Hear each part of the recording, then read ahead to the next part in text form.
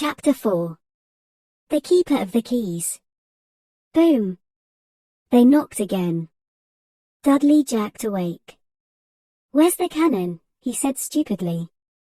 There was a crash behind them and Uncle Vernon came skidding into the room. He was holding a rifle in his hands. Now they knew what had been in the long thin package he had brought with them. "Who's there?" he shouted. "I warn you, I'm armed." There was a pause. Then smash! The door was hit with such force that it swung clean off its hinges and with a deafening crash landed flat on the floor. A giant of a man was standing in the doorway. His face was almost completely hidden by a long shaggy mane of hair and a wild tangled beard, but you could make out his eyes, glinting like black beetles under all the hair. The giant squeezed his way into the hut, stooping so that his head just brushed the ceiling. He bent down, picked up the door, and fitted it easily back into its frame. The noise of the storm outside dropped a little. He turned to look at them all. "Couldn't make us a cup o' tea, could ya? It's not been an easy journey." He strode over to the sofa where Dudley sat frozen with fear. "Budge up, ya great lump," said the stranger. Dudley squeaked and ran to hide behind his mother, who was crouching, terrified behind Uncle Vernon. "And here's Harry," said the giant. Harry looked up into the fierce, wild, shadowy face and saw that the beetle eyes were crinkled in a smile. "Last time I saw you, you was only a baby," said the giant. "Ya look a lot like your dad, but you've got your mom's eyes." Uncle Vernon made a funny rasping noise. "I demand that you leave at once, sir," he said. "You are breaking and entering." "Shut up, Dursley." "You great prune," said the giant. He reached over the back of the sofa, jerked the gun out of Uncle Vernon's hands, bent it into a knot as easily as if it had been made of rubber, and threw it into a corner of the room. Uncle Vernon made another funny noise, like a mouse being trodden on. "Anyway, Harry," said the giant, turning his back on the Dursleys, "a very happy birthday to ye. Got summat for ye here. I might have sat on it at some point, but it'll taste all right." From an inside pocket of his black overcoat he pulled a slightly squashed box. Harry opened it with trembling fingers. Inside was a large, sticky chocolate cake with "Happy Birthday Harry" written on it in green icing. Harry looked up at the giant. He meant to say thank you, but the words got lost on the way to his mouth, and what he said instead was, "Who are you?" The giant chuckled. "True, I haven't introduced myself. Rubeus Hagrid, Keeper of Keys and Grounds at Hogwarts." He held out an enormous hand and shook Harry's whole arm. "What about that tea then, eh?" he said, rubbing his hands together. "I'd not say no to summat stronger if ye ever got it, mind." His eyes fell on the empty grate with the shriveled chip bags in it and he snorted. He bent down over the fireplace. They couldn't see what he was doing, but when he drew back a second later, there was a roaring fire there. It filled the whole damp hut with flickering light and Harry felt the warmth wash over him as though he'd sunk into a hot bath.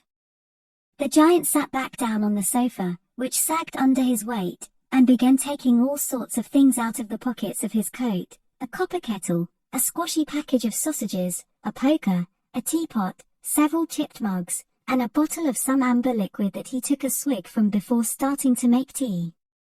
Soon the hut was full of the sound and smell of sizzling sausage.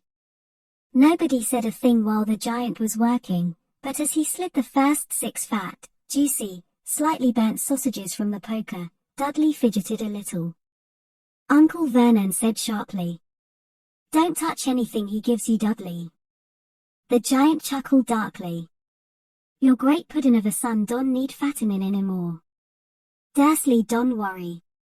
He passed the sausages to Harry, who was so hungry he had never tasted anything so wonderful, but he still couldn't take his eyes off the giant. Finally, as nobody seemed about to explain anything, he said, "I'm sorry, but I still don't really know who you are." The giant took a gulp of tea and wiped his mouth with the back of his hand. "Call me Hagrid," he said, "everyone does."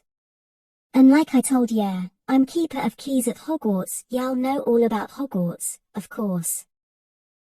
No, said Harry. Hagrid looked shocked. Sorry, Harry said quickly. Sorry, barked Hagrid, turning to stare at the Dursleys, who shrank back into the shadows. It's them that should be sorry. I knew ya weren't getting your letters, but I never thought ya wouldn't even know about Hogwarts, for crying out loud. Did ya never wonder where your parents learned it all? All what? Asked Harry. All what? Hagrid thundered. Now wait just 1 second. He had leapt to his feet. In his anger, he seemed to fill the whole hut. The Dursleys were cowering against the wall. Do you mean to tell me, he growled at the Dursleys, that this boy, knows nothing about anything? Harry thought this was going a bit far. He had been to school, after all, and his marks weren't bad. I know some things, he said. I can, do math and stuff. But Hagrid simply waved his hand and said, about our world, I mean your world, my world, your parents' world. What world? Hagrid looked as if he was about to explode. Dursley, he boomed. Uncle Vernon, who had gone very pale, whispered something that sounded like Mimblewimble. Hagrid stared wildly at Harry. But you must know about your mom and dad, he said. I mean, they're famous. You're famous. What? My mom and dad weren't famous, were they? Ya don't know, you don't know. Hagrid ran his fingers through his hair, fixing Harry with a bewildered stare. Ya don't know what ya are, he said finally. Uncle Vernon suddenly found his voice. Stop, he commanded. Stop right there, sir. I forbid you to tell the boy anything. A braver man than Vernon Dursley would have quailed under the furious look Hagrid now gave him. When Hagrid spoke, his every syllable trembled with rage. You never told him. Never told him what was in the letter Dumbledore left for him. I was there. I saw Dumbledore leave it, Dursley. And you've kept it from him all these years. Kept what from me? Said Harry eagerly. Stop. I forbid you, yelled Uncle Vernon in panic. Aunt Petunia gave a gasp of horror. Ah, go boil your heads, both of ya, said Hagrid. Harry, you're a wizard. There was silence inside the hut. Only the sea and the whistling wind could be heard. I'm a what? Gasped Harry. A wizard, o' course, said Hagrid, sitting back down on the sofa, which groaned and sank even lower, and a thumping good one, I'd say, once you've been trained up a bit. With a mum and dad like yours, what else would ya be? And I reckon it's about time you read your letter. Harry stretched out his hand at last to take the yellowish envelope, addressed in emerald green to Mr. H. Potter. The floor. Hut on the rock. The sea. He pulled out the letter and read. Hogwarts School of Witchcraft and Wizardry. Headmaster, Albus Dumbledore. Order of Merlin, First Class, Grand Sorcerer, Chief Warlock, Supreme Mugwump International Confed of Wizards. Dear Mr. Potter. We are pleased to inform you that you have been accepted at Hogwarts School of Witchcraft and Wizardry. Please find enclosed a list of all necessary books and equipment. Term begins on September 1st. We await your owl by no later than July 31st. Yours sincerely, Minerva McGonagall, Deputy Headmistress. Questions exploded inside Harry's head like fireworks, and he couldn't decide which to ask first. After a few minutes he stammered, what does it mean, they await my owl? Galloping Gorgons, that reminds me, said Hagrid, clapping a hand to his forehead with enough force to knock over a cart horse, and from yet another pocket inside his overcoat he pulled an owl, a real live rather ruffled-looking owl, a long quill, and a towel of parchment. With his tongue between his teeth he scribbled a note that Harry could read upside down. Dear Professor Dumbledore, given Harry his letter. Taking him to buy his things tomorrow. Weather's horrible. Hope you're well, Hagrid. Hagrid rolled up the note, gave it to the owl, which clamped it in its beak, went to the door and threw the owl out into the storm. Then he came back and sat down as though this was as normal as talking on the telephone. Harry realized his mouth was open and closed it quickly. Where was I? Said Hagrid, but at that moment, Uncle Vernon, still ashen-faced but looking very angry, moved into the firelight. He's not going, he said. Hagrid grunted.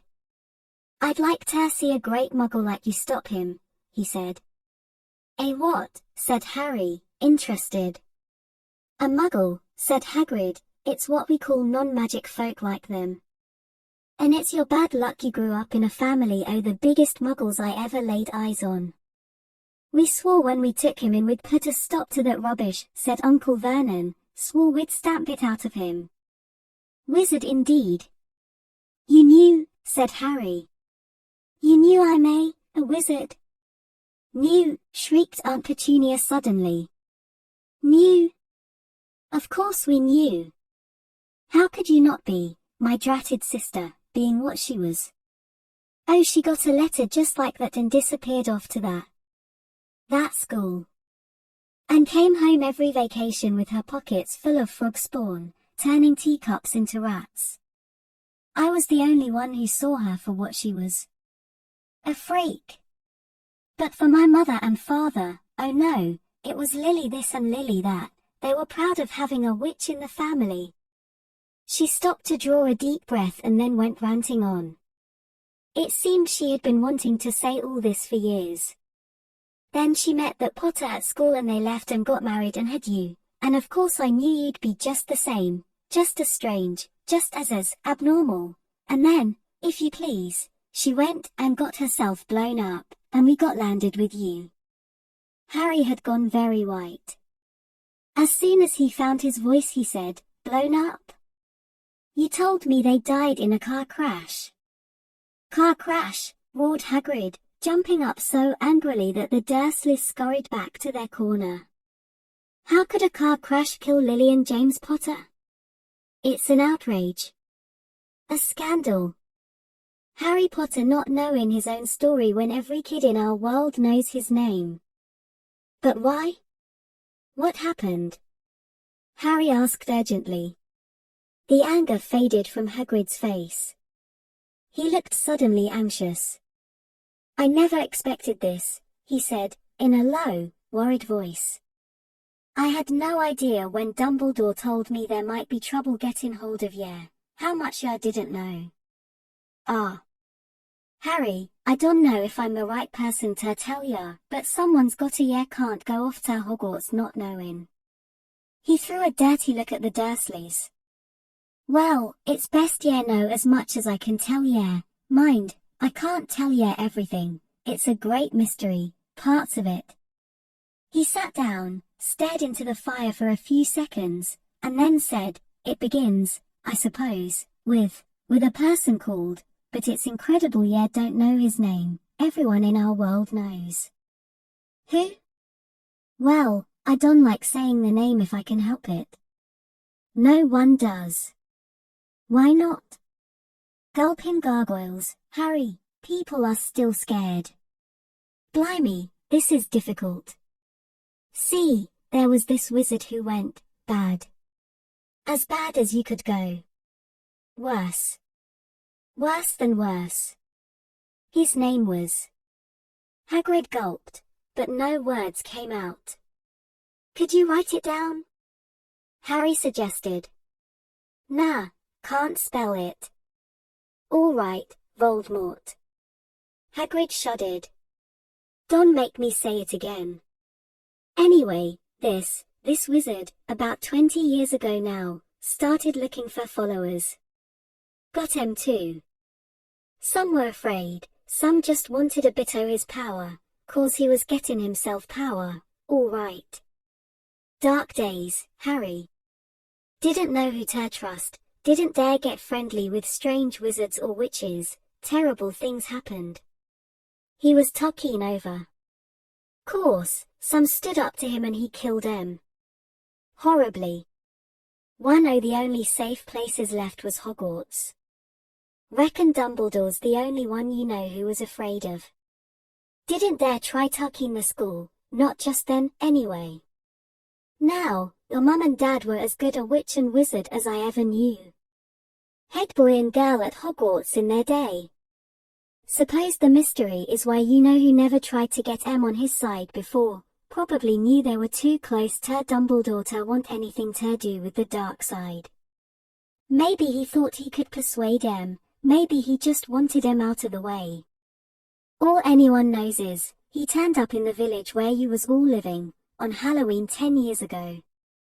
You was just a year old. He came to your house and Hagrid suddenly pulled out a very dirty, spotted handkerchief and blew his nose with a sound like a foghorn. Sorry, he said. But it's that sad. Knew your mum and dad, and nicer people yet couldn't find anyway. You know who killed em. And then, and this is the real mystery of the thing, he tried to kill you, too. Wanted to make a clean job of it, I suppose, or maybe he just liked killing by then. But he couldn't do it. Never wondered how you got that mark on your forehead.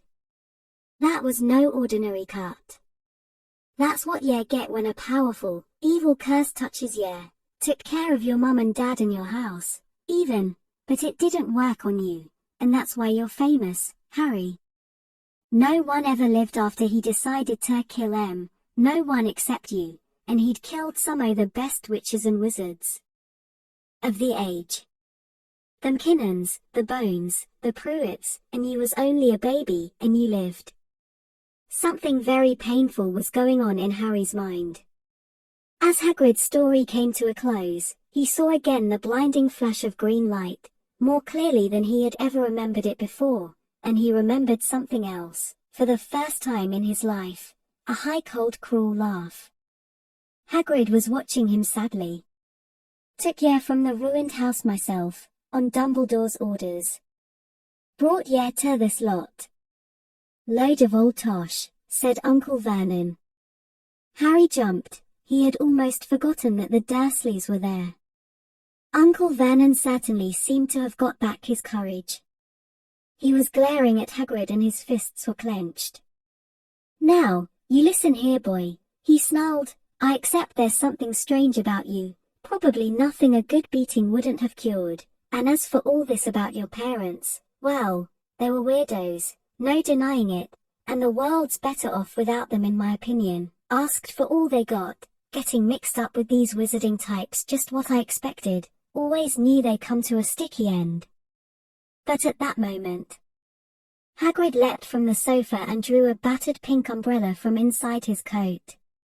Pointing this at Uncle Vernon like a sword, he said, I'm warning you, Dursley. I'm warning you. One more word. In danger of being speared on the end of an umbrella by a bearded giant, Uncle Vernon's courage failed again. He flattened himself against the wall and fell silent. That's better, said Hagrid, breathing heavily and sitting back down on the sofa, which this time sagged right down to the floor. Harry meanwhile, still had questions to ask, hundreds of them. But what happened to Vol? Sorry, I mean, you know who. Good question, Harry. Disappeared. Vanished. Same night he tried to kill you.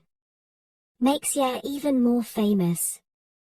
That's the biggest mystery, see, he was getting more and more powerful. Why'd he go? Some say he died. Codswallop in my opinion. Dunno if he had enough human left in him to die. Some say he's still out there, biding his time like, but I don't believe it. People who was on his side came back to ours. Some of them came out of trances. Don't reckon they could have done if he was coming back. Most of us reckon he's still out there somewhere, but lost his powers. Too weak to carry on. Course something about you finished him, Harry. There was something going on that night he hadn't counted on. I dunno what it was, no one does, but something about you stumped him, all right. Hagrid looked at Harry with warmth and respect blazing in his eyes, but Harry, instead of feeling pleased and proud, felt quite sure there had been a horrible mistake. A wizard? Him? How could he possibly be? He'd spent his life being clouted by Dudley, and bullied by Aunt Petunia and Uncle Vernon. If he was really a wizard, why hadn't they been turned into warty toads every time they tried to lock him in his cupboard? If he'd once defeated the greatest sorcerer in the world, how come Dudley had always been able to kick him around like a football? Hagrid, he said quietly, I think you must have made a mistake. I don't think I can be a wizard. To his surprise, Hagrid chuckled. Not a wizard, eh? Never made things happen when you were scared or angry? Harry looked into the fire. Now he came to think about it. Every odd thing that had ever made his aunt and uncle furious with him had happened when he, Harry, had been upset or angry. Chased by Dudley's gang, he had somehow found himself out of their reach, dreading going to school with that ridiculous haircut. He'd managed to make it grow back, and the very last time Dudley had hit him, hadn't he got his revenge without even realizing he was doing it? Hadn't he set a boa constrictor on him? Harry looked back at Hagrid smiling and saw that Hagrid was positively beaming at him. See, said Hagrid. Harry Potter, not a wizard, you wait, you'll be right famous at Hogwarts. But Uncle Vernon wasn't going to give in without a fight. Haven't I told you he's not going, he hissed. He's going to Stonewall High and he'll be grateful for it. I've read those letters and he needs all sorts of rubbish, spell books and wands and... If he wants to go, a great muggle like you won't stop him, growled Hagrid. Stop Lily and James Potter's son going to Hogwarts. You're mad. His name's been down ever since he was born. He's off to the finest school of witchcraft and wizardry in the world. 7 years there and he won't know himself. He'll be with youngsters of his own sort for a change, and he'll be under the greatest headmaster Hogwarts ever had, Albus Dumbledore. I am not paying for some crackpot old fool to teach him magic tricks, yelled Uncle Vernon. But he had finally gone too far. Hagrid seized his umbrella and whirled it over his head. Never, he thundered, insult. Albus Dumbledore. In front of me. He brought the umbrella swishing down through the air to point at Dudley. There was a flash of violet light, a sound like a firecracker, a sharp squeal, and the next second, Dudley was dancing on the spot with his hands clasped over his fat bottom, howling in pain. When he turned his back on them, Harry saw a curly pig's tail poking through a hole in his trousers. Uncle Vernon roared. Pulling Aunt Petunia and Dudley into the other room, he cast one last terrified look at Hagrid and slammed the door behind them. Hagrid looked down at his umbrella and stroked his beard. Shouldn't lost me temper, he said ruefully, but it didn't work anyway. Meant to turn him into a pig, but I suppose he was so much like a pig anyway there wasn't much left to do. He cast a sideways look at Harry under his bushy eyebrows. Be grateful if you didn't mention that to anyone at Hogwarts, he said. I'm, not supposed to do magic, strictly speaking. I was allowed to do a bit to follow and get your letters to and stuff. One of the reasons I was so keen to take on the job. Why aren't you supposed to do magic? Asked Harry. Oh, well I was at Hogwarts myself but I, got expelled, to tell the truth. In me 3rd year. They snapped me wand in half and everything. But Dumbledore let me stay on as gamekeeper. Great man, Dumbledore. Why were you expelled? It's getting late, and we've got lots to do tomorrow, said Hagrid loudly. Got to get up to town, get all your books and that. He took off his thick black coat and threw it to Harry. You can keep under that, he said. Don't mind if it wriggles a bit. I think I still got a couple o' dormice in one o' the pockets.